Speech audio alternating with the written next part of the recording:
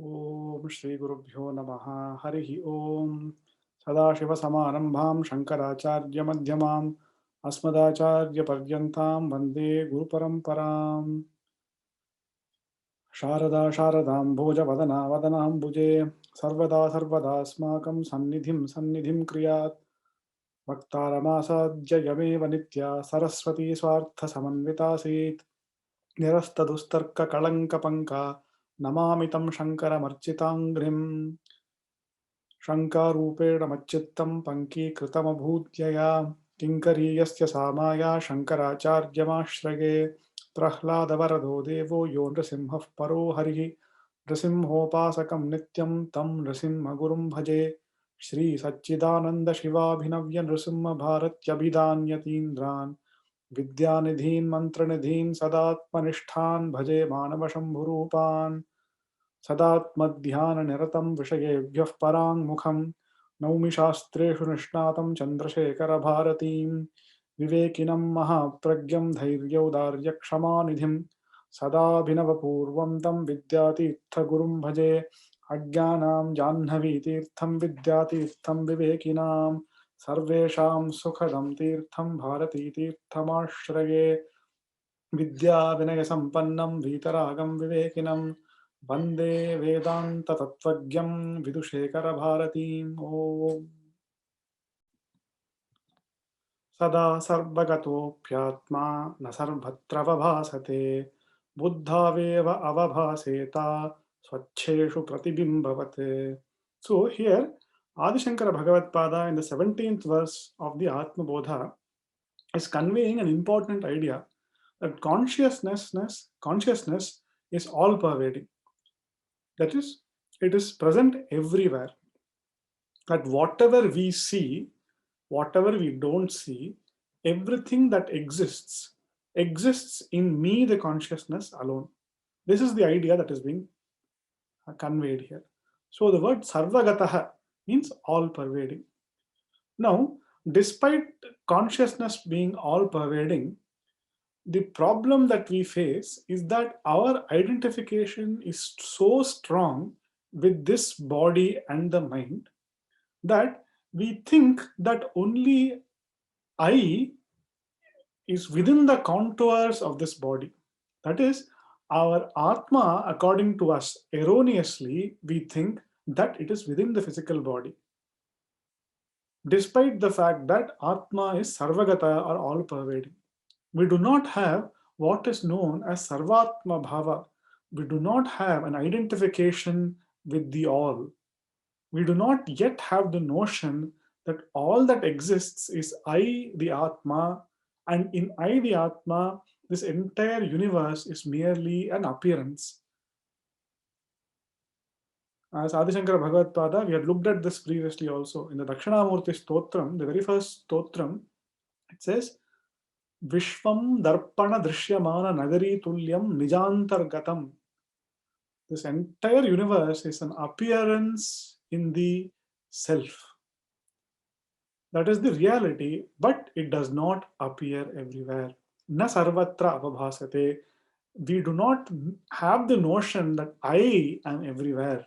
No, we are have a finite idea about ourselves. We say what is there within this physical body, that only is I, the Atma. Why is that the case? Acharya says, Buddhaveva avabhaseta, because consciousness, despite being all pervading, the reflection of that consciousness is only within the mind.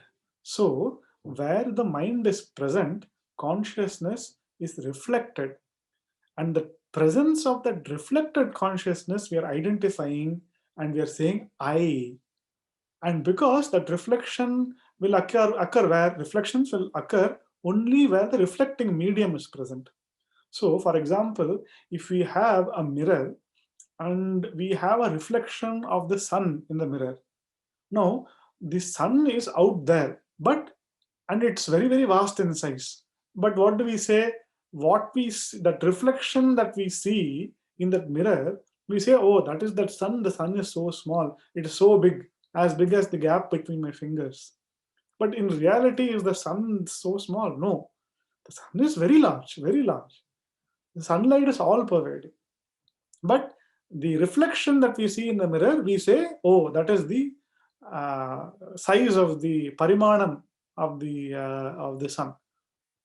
But that is not the real reality, because the even though the sunlight is all pervading, what we are seeing in the reflection being finite, we think sun is finite, but it is not.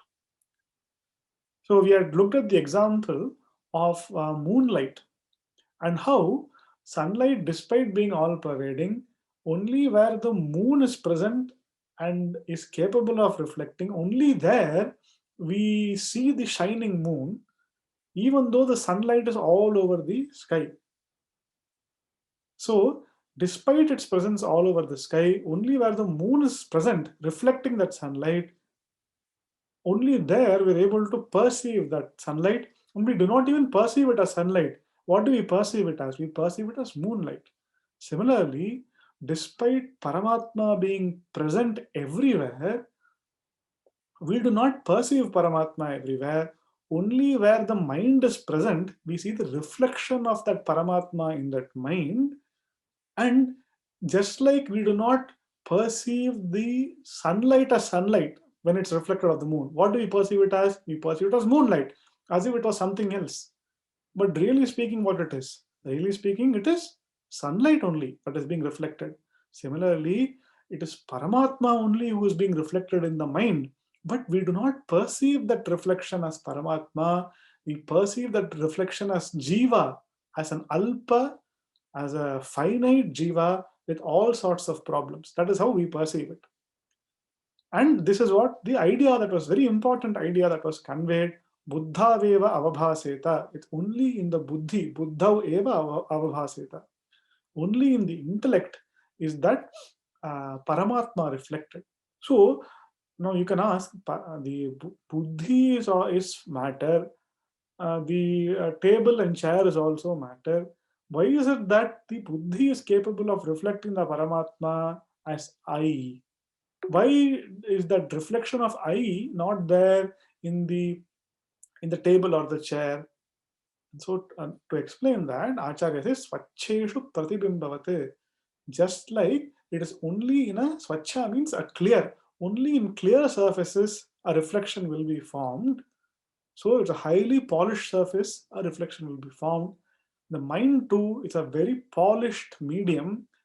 It is it's a sukshma sharira. It consists of the subtle elements, and that too the sattva pradhana elements, the elements of in which there is the predominance of sattva guna, and therefore it is able to reflect consciousness, and that reflected consciousness is what we call I.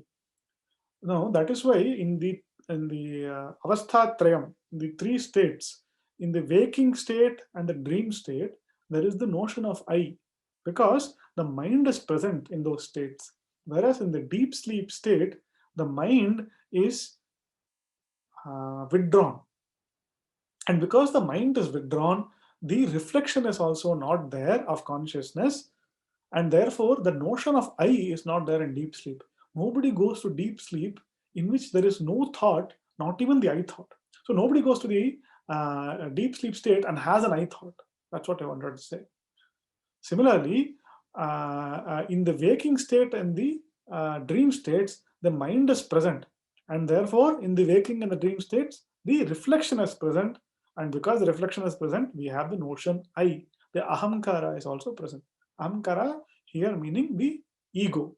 The ego or the notion of I is present because the reflection is present. Just like a clear surface is able to have a reflection, the mind is also able to have a reflection of the Paramatma, and it reflects the Paramatma, and that reflection we take to be something other than the Paramatma. We take the reflection to be an Alpa Jivatma, and in reality, the reflection is nothing but the original. It is simply an appearance, the original is being reflected back to us. So that is what we should understand. So that much we had seen in verse number 17. देहेन्द्रिय मनो बुद्धि प्रकृतिभ्यो विलक्षणं तद्वृत्ति साक्षिणं विद्यात् आत्मानं राजवत्सदा. So in this verse, Shankaracharya is revealing another very important principle about consciousness, that it is something which is independent from prakriti or matter. That is, consciousness and matter are two different things. And this is the basis of the Atma Anatma Viveka that we're going to talk about.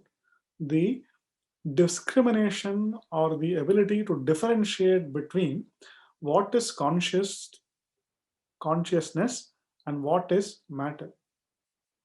Now, the if you look at all the pramanas or the means of knowledge that we have to our disposal, most of these pramanas, with the exception of one, the Shastra Pramana, apart from the Shastra Pramana, every other Pramana is operating in the realm of the material only.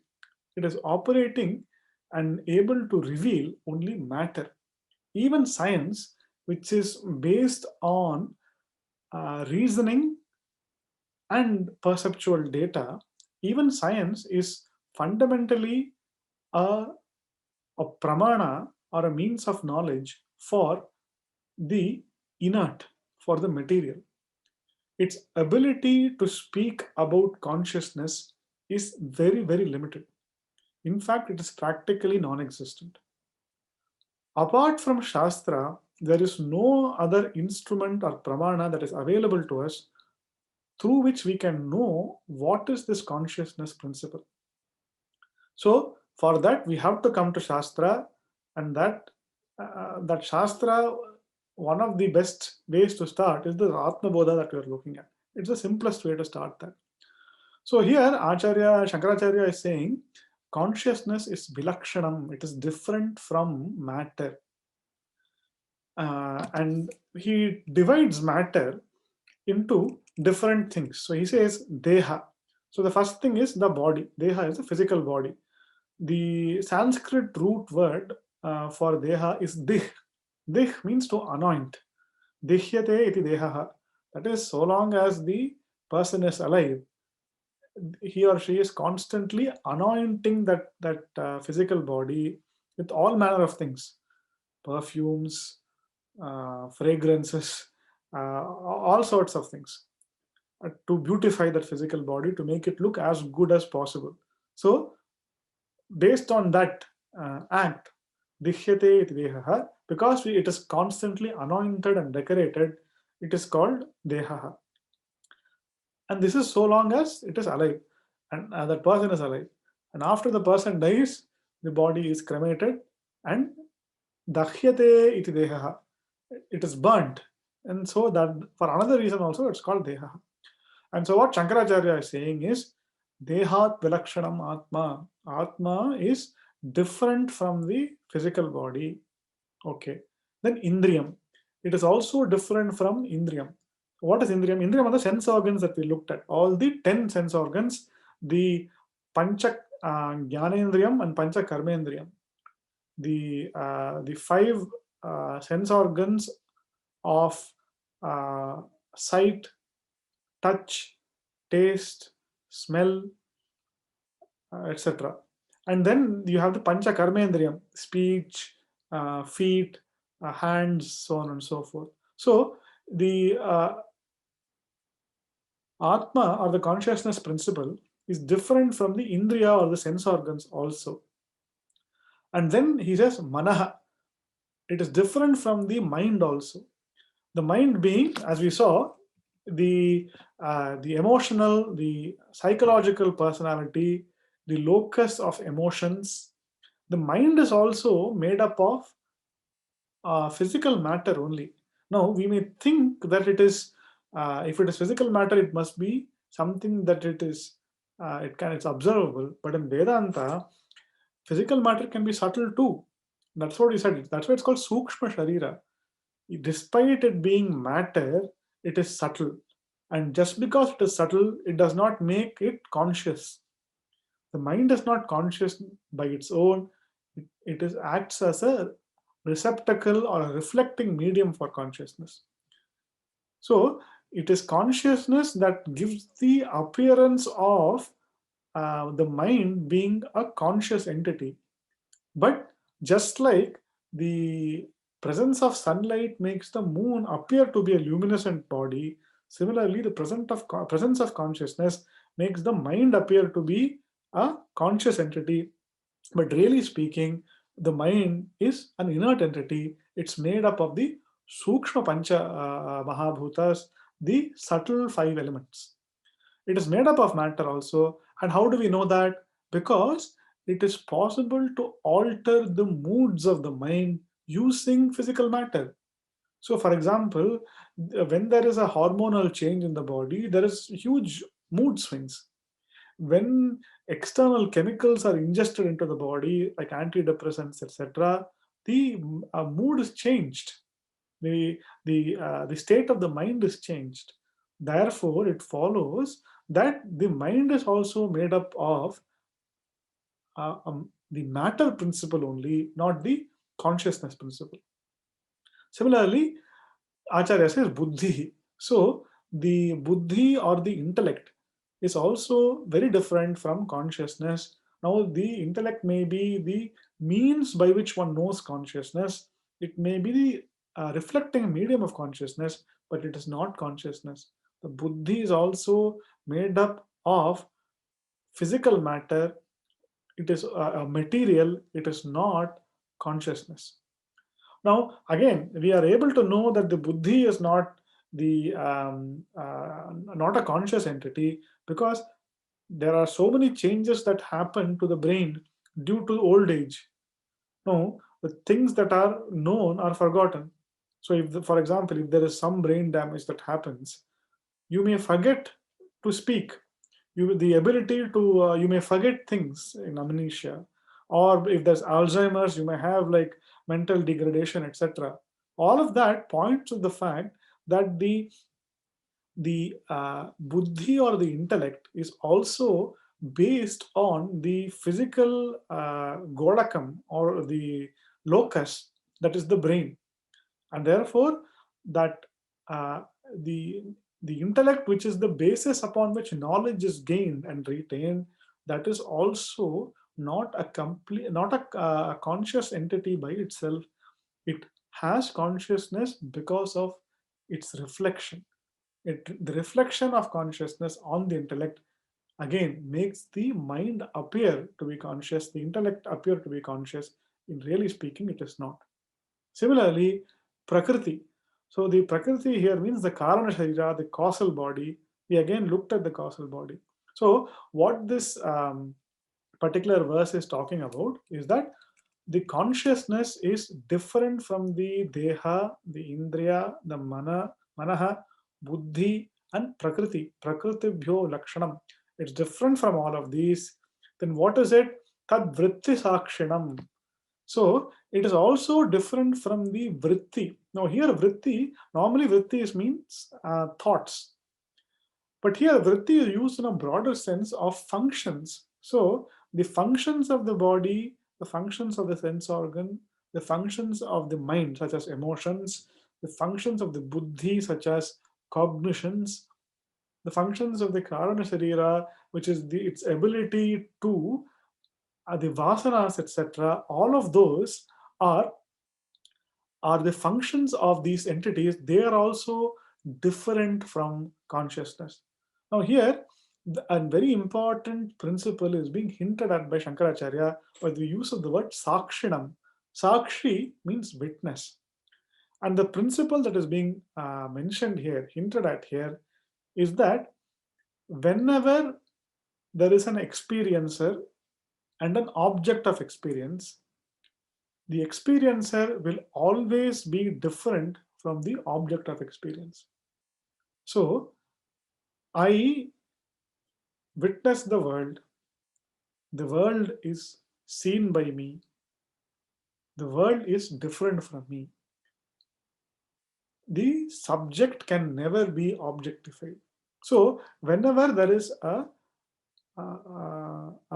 subject object relationship through some action, some cognition, that subject can never be the object. It follows that the subject will be different from the object. And because of this principle, a very important tool we get access to. And this tool is what I referred to at the beginning as Atma Anatma Viveka. Now, Atma is eternally the subject, and because the subject can never be the object, the Atma can never be objectified. It can never be the object of anything, it is always the subject of everything. Subject means experiencer, object means object of experience. So, I see the ball, I am the subject, the ball is the object, seeing is the action that is happening there.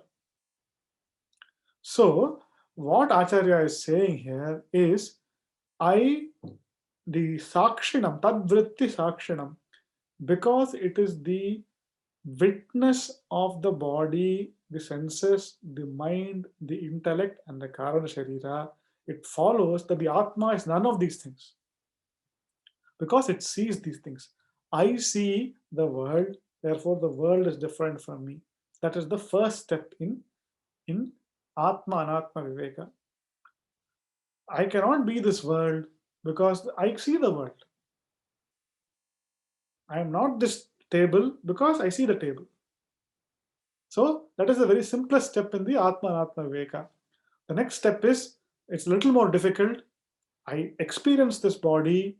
I experience the functions of this body. Therefore, I and the body are different. This body cannot be me. There is something else called I, which is different from this body. Then we go inwards. I experience the sense organs. I know that I am seeing. Therefore, me and the function of seeing, the eyes, the organ of seeing are different. So the senses and I are different also. Then what?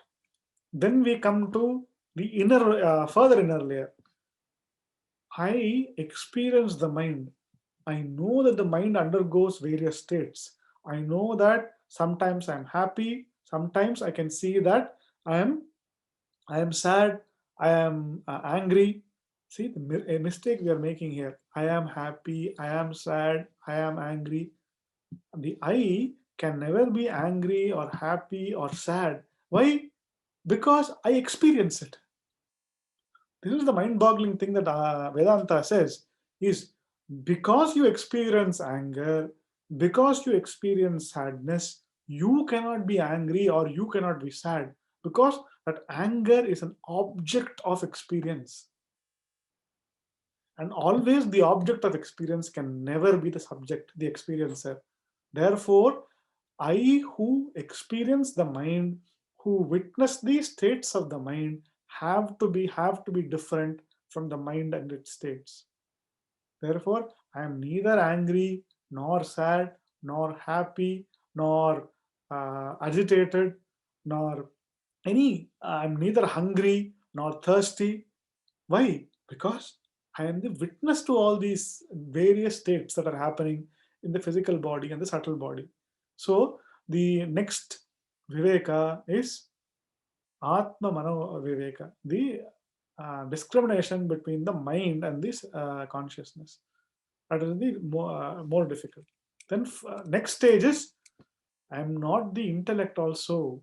I cannot, I am not the one who, the knower of English is different from English. Correct? The perceiver of a thought is different from the thought. Because what is this phone? This phone is a physical object, but I also know that I know the phone. So I know the phone is one thought, but I know that I know also. Therefore, what does it follow? That means I am different from the thought of the phone also. It's a little more difficult to understand that. But that is the next stage. So it is the next stage is I am different from the thoughts, I'm different from the emotions, I'm different from knowledge, I'm different from ignorance. All these are conditions of the mind and the intellect. I am different from them because I am aware of them. The one who is aware will always be different from what he is aware of.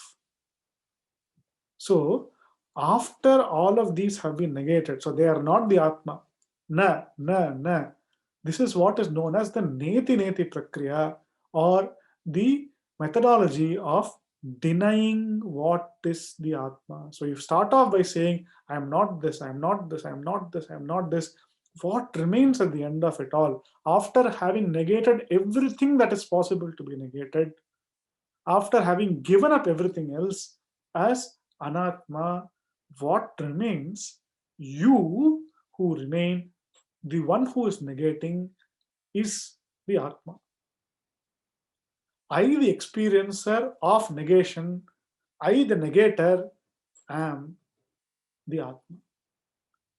Now, the question then becomes is how to experience this Atma, how to experience this I. The answer given is, how can you experience the I? Vigyataramare kena vijaniyat, asks Yagyavalkya. How can you know the one who is knowing?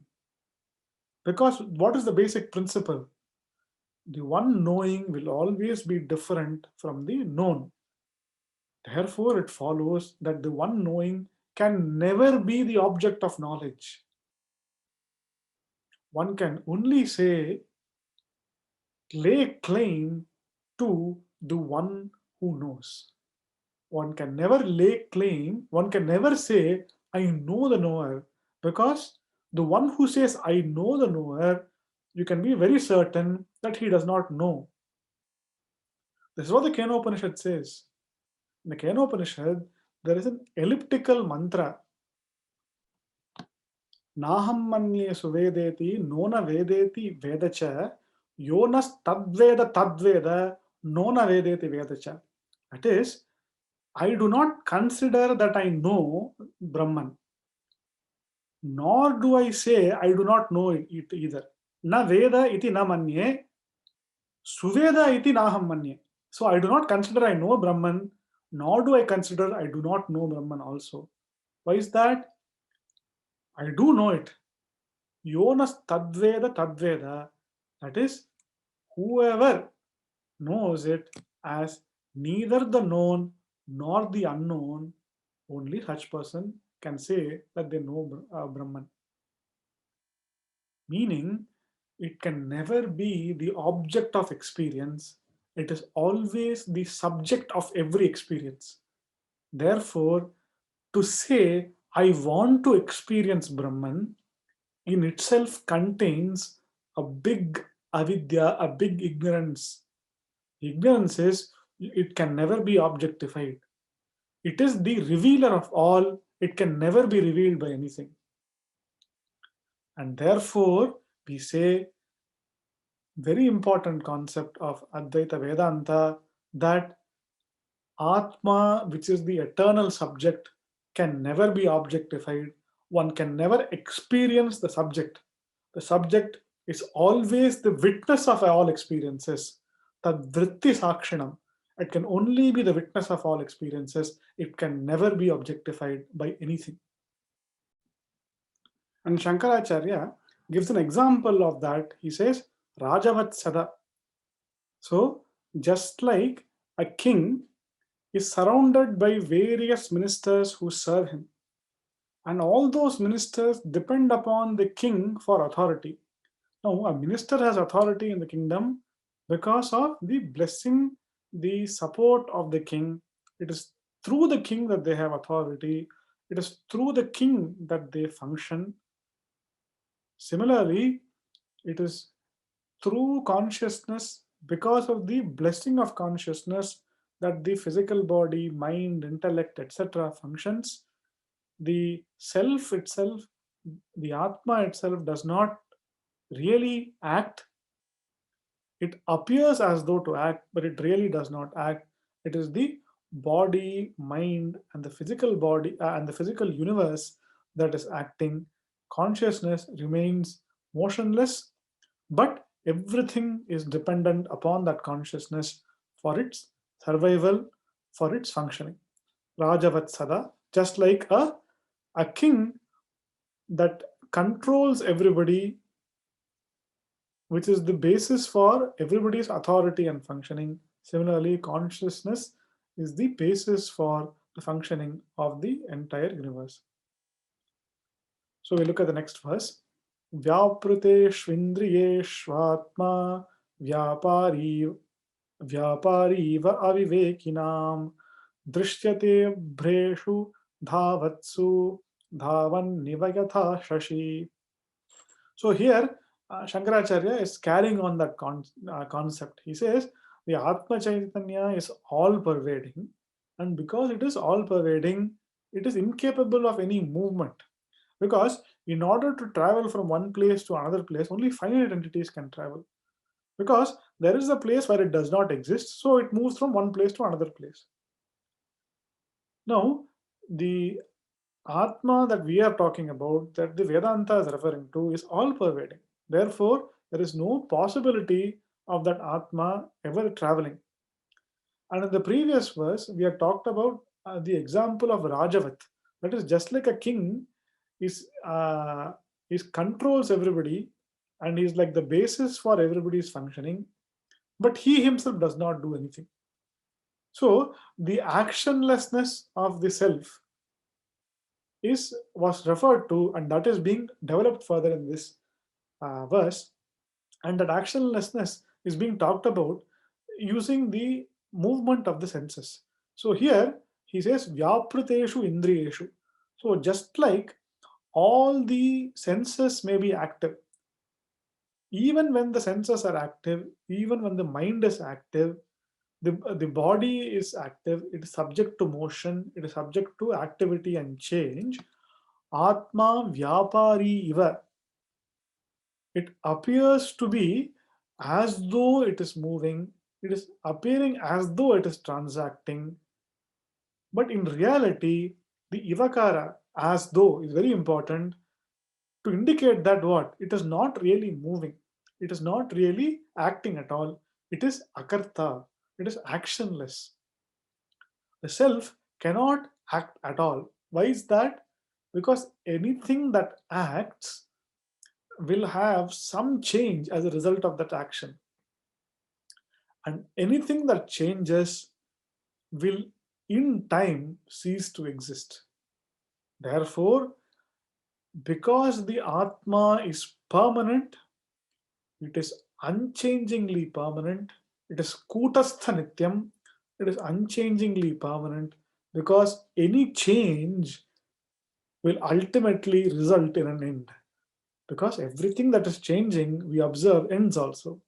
So, therefore, as the Atma is permanent, it follows that it cannot change also. And because it doesn't change, it cannot act also. Because the very action of acting, very action of performing some activity involves change. And that change will affect the permanence of the Atma. So, just like a king does not act, but all his ministers enforce his shasanam, his rule, similarly, even though the sense organs are acting, the Atma appears to act, but really speaking, it does not. We say, I am traveling from here to there, but what is that? That is only the movement of the physical body. We say, I was happy, I am not happy right now. What is that? That is a change of the mind. We say, I am hungry, now I am satisfied after eating. What is that? That is an activity of the prana. None of these are real actions of the Atma. They are all activities of the senses, the Sukshma Sharira, the Sthula Sharira. But because the Sthula Sharira and the Sukshma Sharira are acting, it appears as though the Atma is acting. Atma Vyapari Iva. And to whom does it appear like that? To Avivekinam, to the unwise. Now, and Acharya is giving a very beautiful example. He says, Abhreshu Dhavatsu. So, in the night sky, the clouds may be moving very quickly. And when the clouds are moving very quickly, it appears as though the moon itself is moving. यथा शशि धावन्निव दृश्यते kada abhreshu dhavatsu satsu. So when the clouds are running or flying, it appears as though the moon itself is flying. So for example, if you're traveling at night time, it appears as though the moon is following you. But in reality, really speaking, the moon is not following you. You are going, but it appears as though the moon is also coming. And Acharya are giving a similar example. So the clouds may be moving in the sky, but really speaking, the moon is not moving, but it appears as though the moon is moving. Similarly, the sense organs may be moving, they may be involved in activity, but really speaking, the self does not move at all. Atma doesn't move at all. All the changes are only from the standpoint of the body and the mind. They cannot be from the standpoint of the self.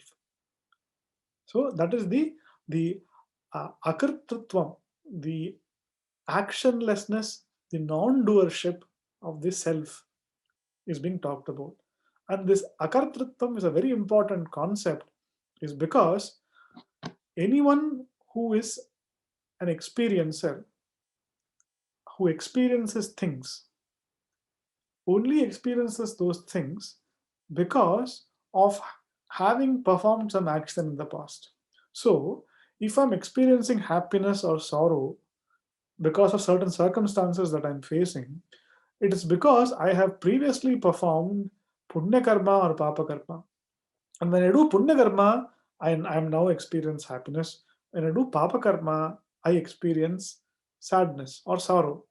So it follows that every experiencer must have been a doer. Now the Atma, because it is not the doer, it cannot be the experiencer also. And therefore, this samsara that we are talking about can never be for the Atma. Samsara of the nature of the constant cycle of sorrow and happiness, happiness and sorrow that we keep going through are not really the experience of the Atma. They cannot be because the Atma has never acted in the first place. Because Atma is Akarta, it is Abhokta also. And therefore, really speaking, there is no samsaritvam to the Atma. The Atma is not samsari. I, the pure consciousness, have never acted.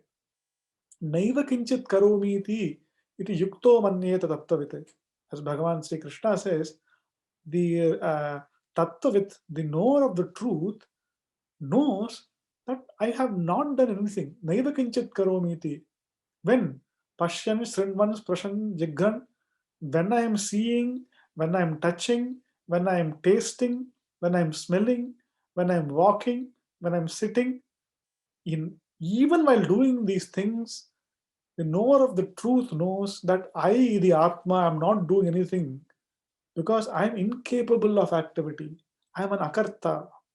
And that idea was conveyed in the previous verse. In this verse, we are talking about how the activity. So the question here, actually, the important idea that's being conveyed here is, if the Atma is actually not acting at all, why do we accept the existence of consciousness itself? This is an important question. And let's read this verse first. Atma chaitanyamashritya dehendriyamanodhiyah swakriyartheshu vartante suryalokam yatha janaha. So now this verse is asking, okay, in the previous verse you said Atma was Akarta. Now, if something is really not doing anything, how do you know it exists in the first place? This is what science is asking. Science is saying, you say that you can never know the self. You say that the self doesn't act. How do you know it exists? And the science is not asking this now. It's not something new. The Charvakas have been asking this for centuries. How do you know that there is something called a consciousness which is independent of the body? They say all that exists is the body only. And the mind and the body interact, consciousness is produced, is what the Charvaka says, the materialists. Now, this verse is addressing them, is answering them. Now he says, now your question, oh great person, is like asking what is more important, moon or the sun? To which if somebody replies, the moon is actually more important than the sun. You know why? Because the moon is giving you light in the night time when there is no light. Whereas the sun is giving light when it's bright already. It's this question is that you have asked, O Charvaka, is like saying the moon is more important than the sun because it is giving light in the darkness. What does that mean? It means just like how that question and the answer is abaddham, your question and answer is also abaddham. You cannot say that there's no such thing as the consciousness, because the very fact that the senses are operating, the very fact that the mind is operating, the very fact that you are aware of the mind and the body is evidence that the self exists. The presence of the Atma Chaitanyam is the basis upon which every activity is possible. That's what he says. Atma Chaitanyam Ashritya. On the basis of the self consciousness, Atma Chaitanyam, Dehendriya Manodiyaha Swakriyartheshu Vartante. The mind, the senses, the physical body, the intellect are all able to perform their functions because of the blessing of Atma Chaitanyam, because of the blessing of Satta and Spurti. That is, because it is through consciousness that their very existence is possible. It is because of consciousness that the very notion that the mind is conscious is possible. I I am because what is the cause for saying I am? It is consciousness that is the cause for that. What is the cause for saying I know? Consciousness is the cause for that. What is the cause for saying I hear, I see, I think, I smell, I walk? The basis of all the sense organs and the mind and the physical body, the reason why they are acting is what? Because there is consciousness standing behind that, blessing them with existence and consciousness and bliss. In the absence of Atma, none of these can even exist, let alone act. So he says, Atma Chaitanya Ashritya Deha Indriya Manodhyah Swakriyartheshu Vartante. So Swakriyartheshu means they are able to act in their respective fields of activities. So Artha here means the field. So Swakriyartheshu Vartante, they are functioning in their respective fields of activities. What? Deha Indriya Manodhyah, the body, the senses, the mind, and the intellect. On the basis of what? Ashritya, depending upon Atma Chaitanyam, consciousness. Because of the self consciousness providing existence and consciousness. How? But you can then ask, but isn't the Atma by providing this consciousness acting? No.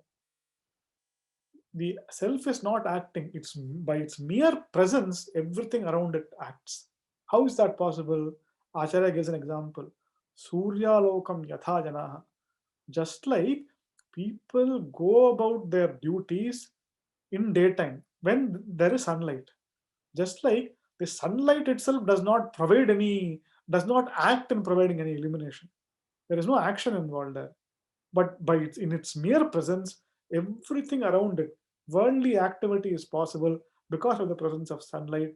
And in the presence of sunlight, everything is activated. Everything takes up energy, has energy, moves about, functions. Similarly, by the mere presence of consciousness, without the consciousness acting or taking a will to act, by its mere presence, the mind, the body, the senses, the intellect, all of that is functioning in their respective field, in the respective sphere of influence, because of the blessing of consciousness alone. With that, we will bring today's session to a conclusion, and we will take up the next few verses in the next session. Om Purnamadah Purnamidam Purnat Purnamudachyate Purnasya Purnamadaya Purnameva Vashishyate. Om Shanti Shanti Shanti.